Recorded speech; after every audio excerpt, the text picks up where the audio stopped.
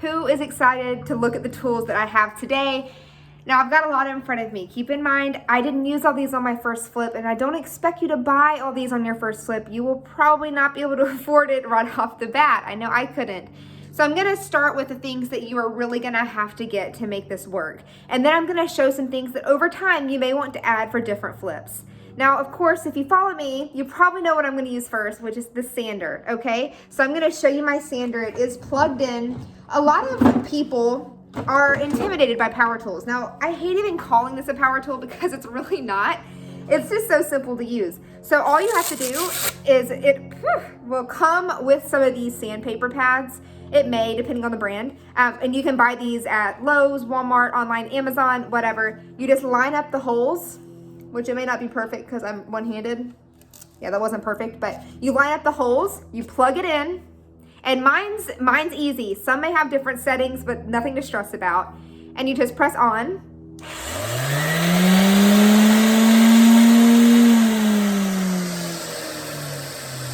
And this one takes a few seconds to cut off. That's all you have to do for a sander. And I am gonna show you how to use it step by step. That is the most important tool you're gonna need. You can sand by hand, but I promise you don't want to do that. Sorry, my phone fell. Did you do a little jump? Okay, now you also have to clean your pieces. So right here, I have my crud cutter. Like I said, or I'm going to say whenever I'm cleaning it, you can get this on Amazon, Walmart, Lowe's, whatever. I think Lowe's has it. This is a great tool for cleaning any piece of furniture. Now, it's hard to do this. I wish y'all were here in person so I could walk y'all through it. Of course, you're gonna need paintbrushes. I love Zebra, Z-I-B-R-A. They come with multiple shapes and sizes, great for different angles. Like this one is great for getting in corners. Very high quality product, definitely recommend going with Zebra. I started with Walmart quality, and it's not terrible, but at the same time, they don't last as long. It's just not as good. I would recommend just right out the gate investing in a great paintbrush. Okay, let's see what's next. Primer. Keep in mind, some paints may say you don't need to prime. If it's something like laminate or fake wood, or you have some real wood showing through paint, it might kind of look weird. So it never hurts to prime. This is the primer I use. You can get it on Amazon. Any primer should work. Just do research, make sure the reviews are good. Let's see what I want to talk about next. Oh, of course, whenever you're sanding, you need to be wearing a mask. This is the mask I got on Amazon. Comes with removable pads. As you can see, it has collected a bunch of dust that would have gone in my lungs and can cause lead poisoning. So it's very, very important to wear a mask whenever you're doing this. Now I'm gonna talk a bit about sandpaper whenever we get to the sanding step, but I use quite a few different types, and I can't see my other type, but I use quite a few different levels or grits. Right here, you can see this is a 220 grit. That means it's pretty smooth. I could rub this on my face, it's not really gonna hurt.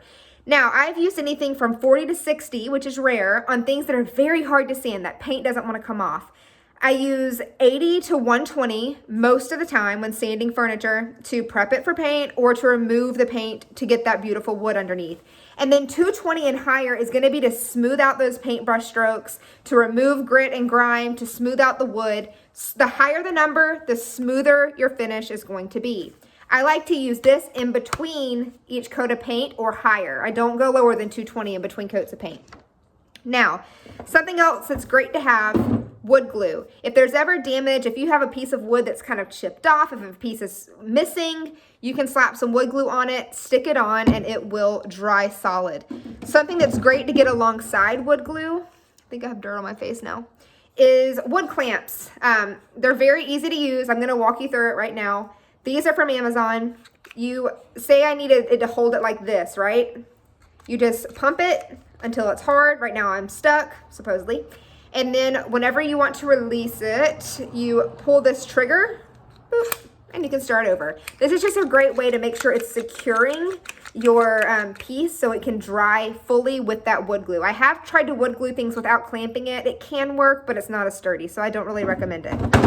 Now you also want to get either an electric screwdriver, which you do need this if you're going to be replacing hardware. This is important for that. But you can also just remove the handles or the knobs or the hinges by hand with your Phillips head or your flathead screwdriver, which is going to be shown in one of the next videos. So those are great to have.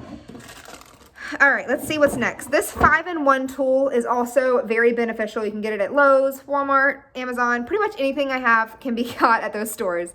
These are great. You can use these to open jars of paint. You can use them to scrape off old paint. When I use my heat gun or citrus strip, which I'm about to show you both, this is what I use for that.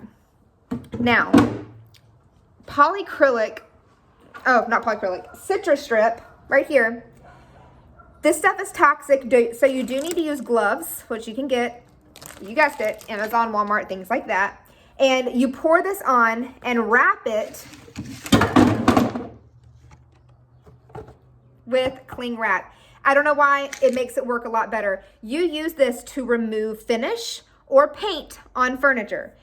You can always sand. I always prefer sanding. I always recommend sanding. But if you are really struggling and sanding is not working, my next option is the heat gun. After the heat gun, citrus strip. Use it in warm temperatures. Don't use it in the cold. Keep it wrapped up and check it every so often to make sure that it's ready. When it's ready, it'll be bubbling up and it will easily scrape off with that scraper tool I just showed you.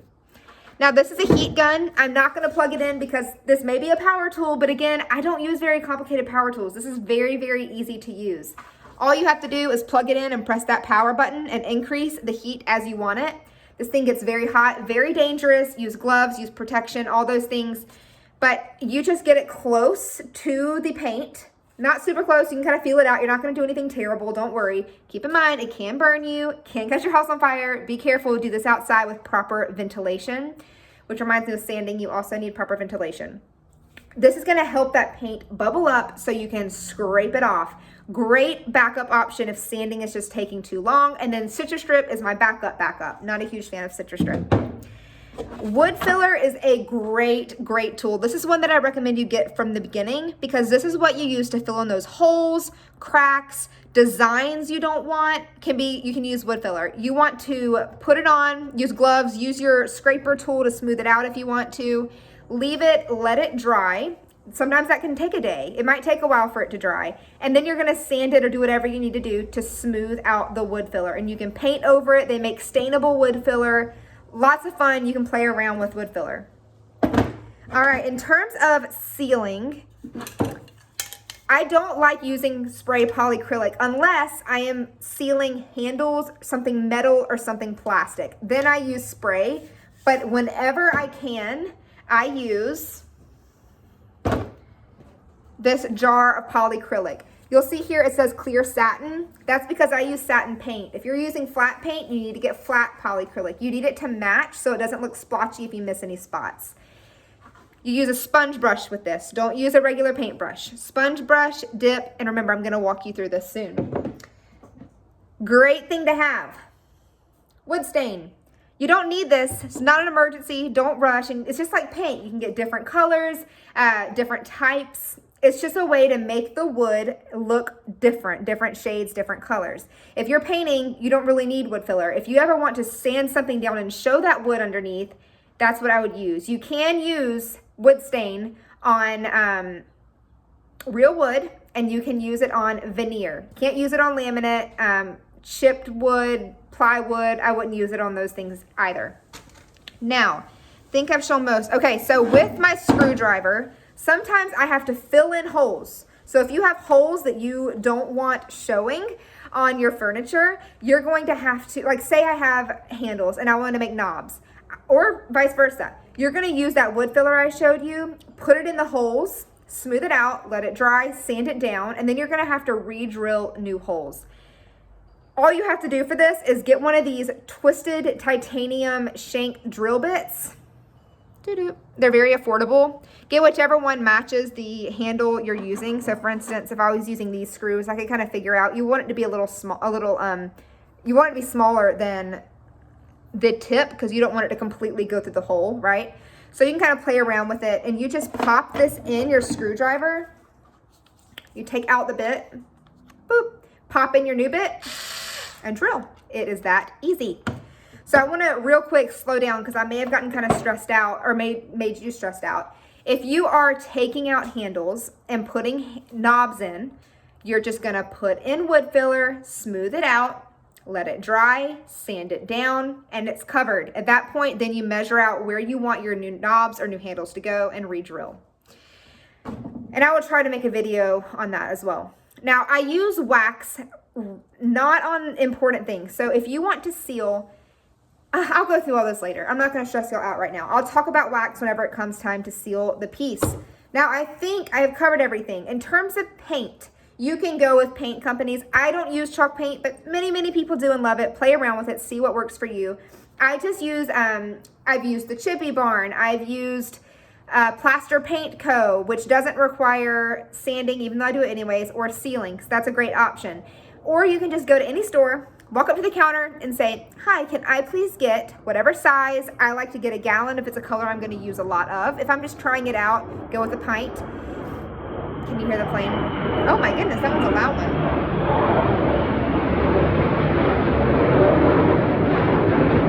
Sorry. Okay, so you go to the counter and say, can I get a pint of this shade interior latex paint in satin, if you want satin. So flat is going to be not shiny. You can look up pictures of this. Flat, not shiny. Satin, a little shinier. High gloss, very shiny, typically used on kitchen cabinets. So you can just walk up, pick out your color from the wall of color options wherever you are. Tell them that you want whatever size you want, and you can use that as paint. The key here is, a lot of people say chalk paint's best because, you know, it sticks. It won't last if it's interior paint. It will if you do it right, and that's what I am teaching you to do. So you can totally go to any store and get interior latex paint. You can get the samples. I've been told they aren't as high quality, but I have used them in the past with no issues. I think that is it. All right, y'all ready? Let's go.